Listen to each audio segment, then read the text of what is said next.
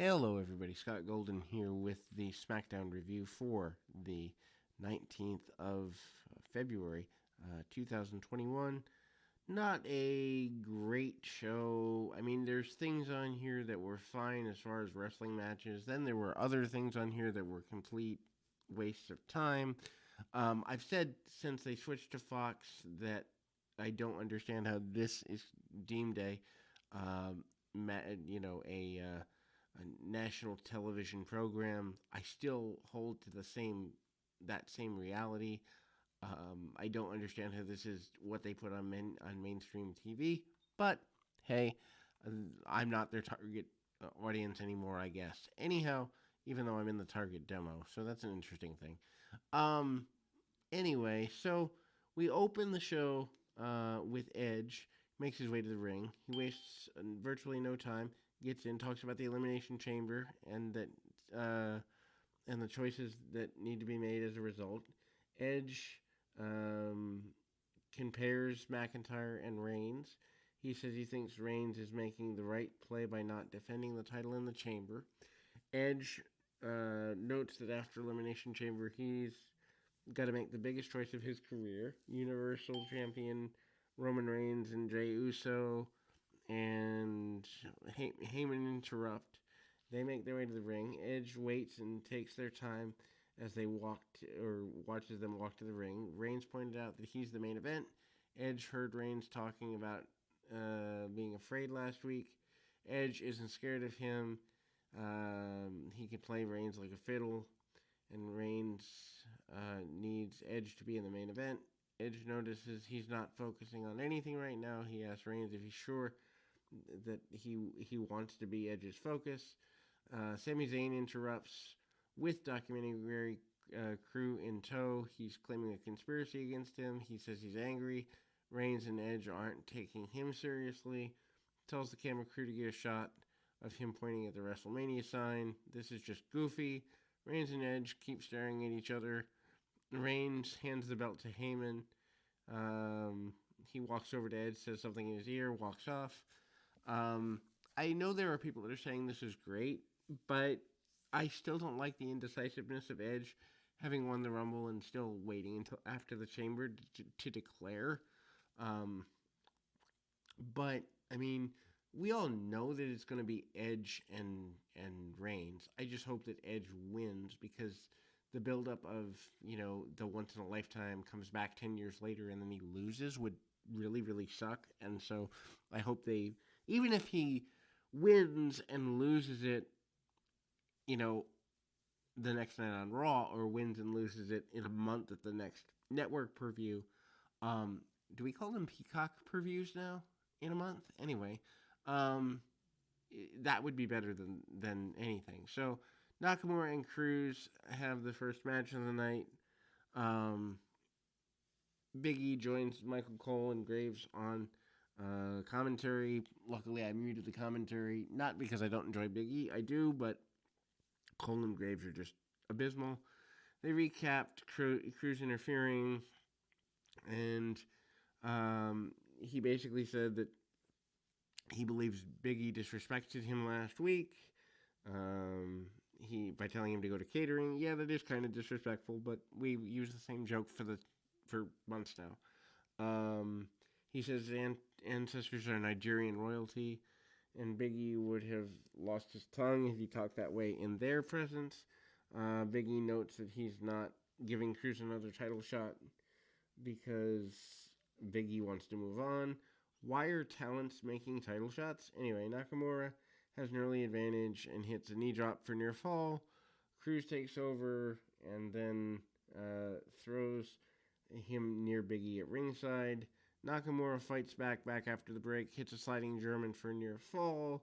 Cruz fires back with a spinebuster for near fall. His own follows up with an enziguri, and Nakamura applies an armbar and rolls Cruz up for the win. Nakamura winning is cool. I mean, it's sad how far Nakamura has fallen over the last several years, but we can say that just about at least a third to half of the WWE roster, how far they've fallen. Cruz jumps Nakamura and beats him down at ringside. Cruz grabs steps. Big E gets in his face. Cruz listens and starts to walk away. Big E checks on Nakamura. Cruz grabs the steps again and nails him with them.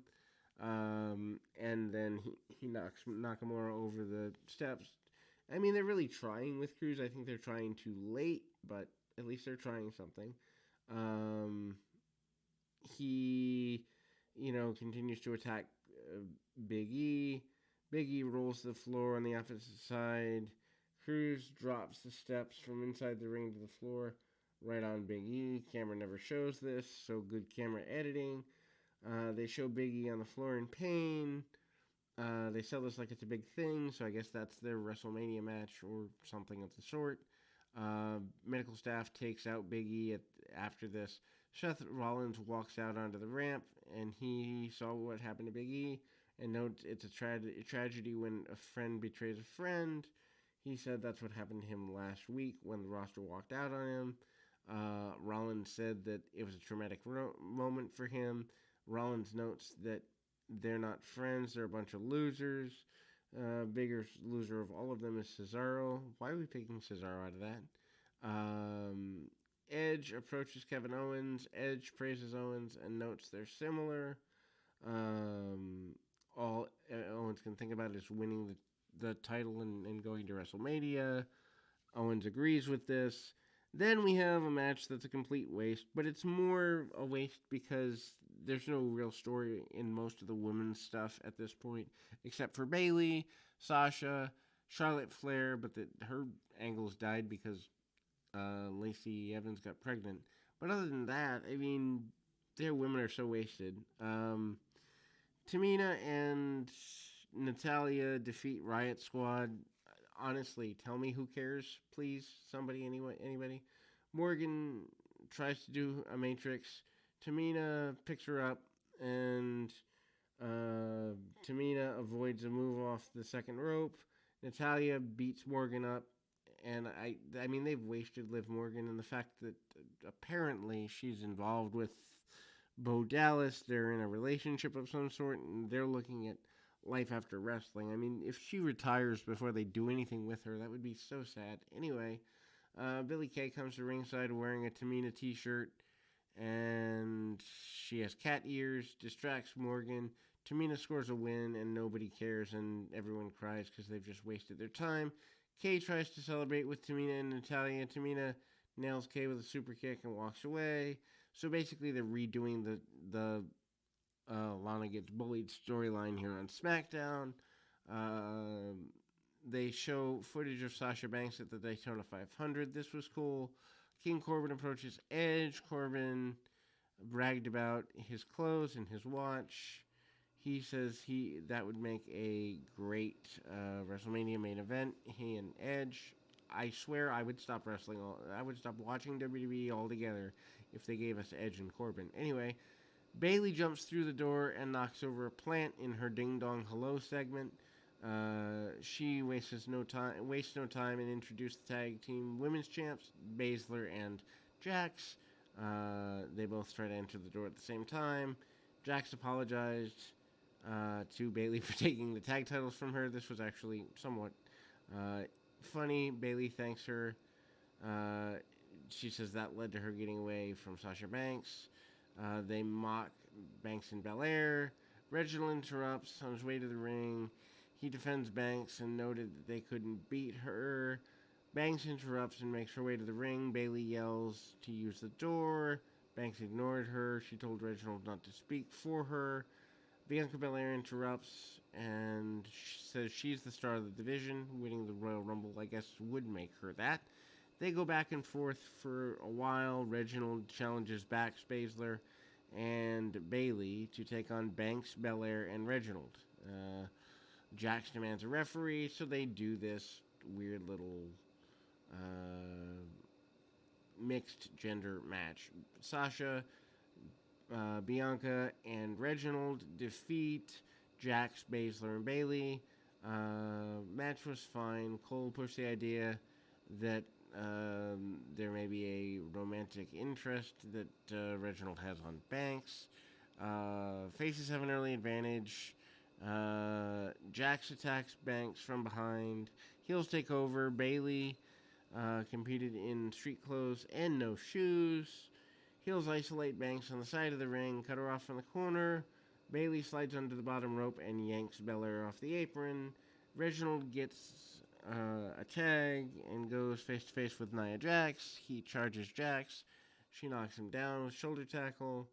Jax misses a leg drops, and they acknowledge that that can't be good for her tailbone. She attempts a tag. Banks and Belair pull Baszler off the apron. Jax watches her partner gets beat up. Reginald attempts a crossbody.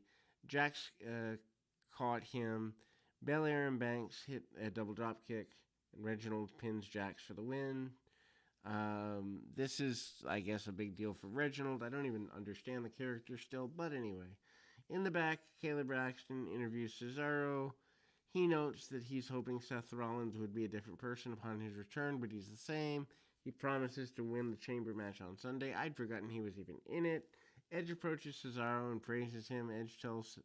Cesaro tells Edge that he'd see him in the main event at WrestleMania. At least they're teasing that something of note would happen at the Elimination Chamber, so kind of hope it does. Rey and Dominic Mysterio against Chad Gable and Otis. This is horrible, and why does Otis even still have a job? I don't get it. Anyway, SmackDown Tag Champs Ziggler and Rude are out. They're on commentary. They make fun of the Street Profits by drinking out of solo cups themselves. Dominic and Gabe go back and forth. Admittedly, Dominic Mysterio is one of the youngest talents, if not the youngest talent they have on the main roster, and he's treated like trash. Anyway, Otis takes over, dominates Mysterio. Rey tries a springboard coming in. Otis catches him and slams him.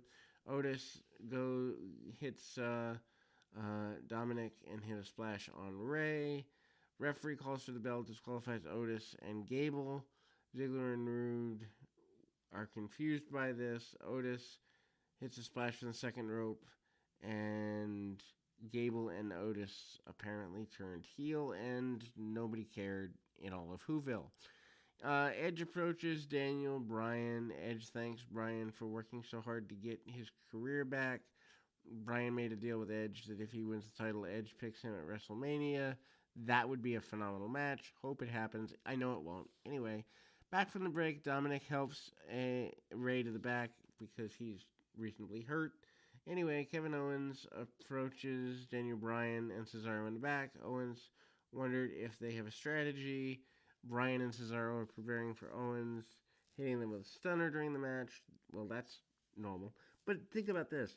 Kevin Owens is using a finisher from 20 years ago because he isn't relevant enough to come up with one of his own, meaning they don't trust that he's over enough that he doesn't need to use Steve Austin's finish.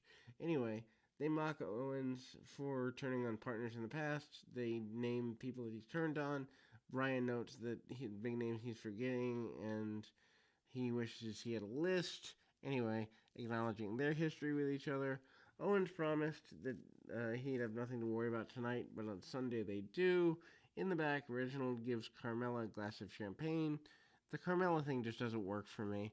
Carmella wondered what took Reginald so long to get the champagne. He tried to lie, but she saw him in the ring. She said she didn't like the champagne and yells at him. Woman Tags Champs Jackson Baszler against Banks and Bianca Belair at Elimination Chamber.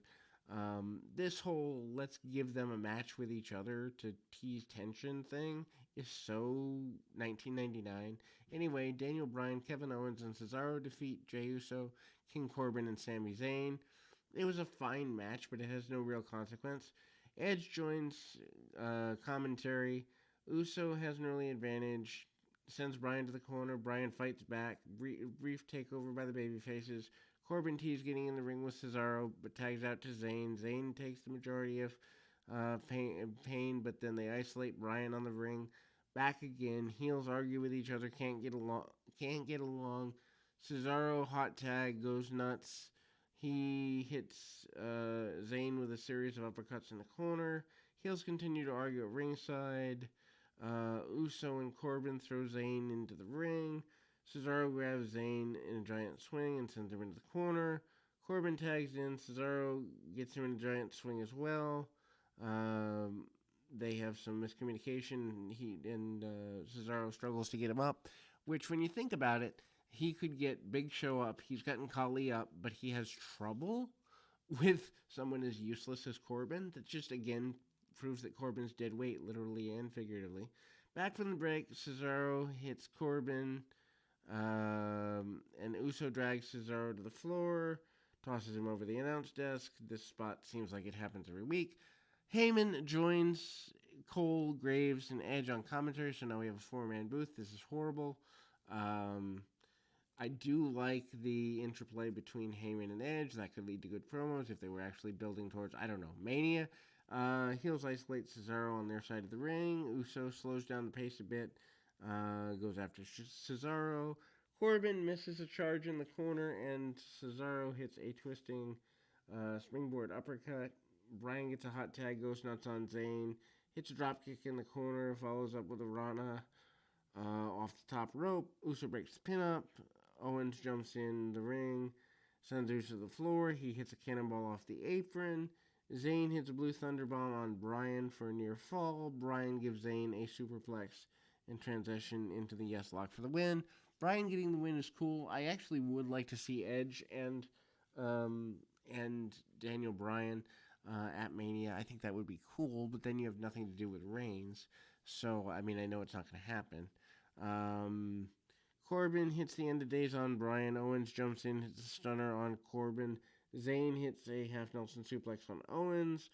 Cesaro rocks Zayn with an uppercut, and Uso hits the super kick on Cesaro. This is all post-match. Edge jumps in the ring and hits a spear on Uso. Reigns jumps in and hits a spear on Edge. Reigns poses over Fallen Edge to end the show, and la-di-da-di-da, there we go. Again, nothing horribly offensive, but at the same time, nothing that makes me want to go, hey, I have to see what happens next week. And that's the big problem with SmackDown in general. That's a big problem with WWE in general. Most of the time, they might have one or two segments you care about in a show, but nothing that says, I have to watch next week. That's not the way it was in the 80s. That's not the way it was in the early to mid-90s. It has been the way it is for the last 20 years for most people, and that's why shows like Young Rock can get 5 million people, and they struggle to get 2. Anyway, till next time, keep your feet on the ground, your mind in the moment. Till next time, everybody.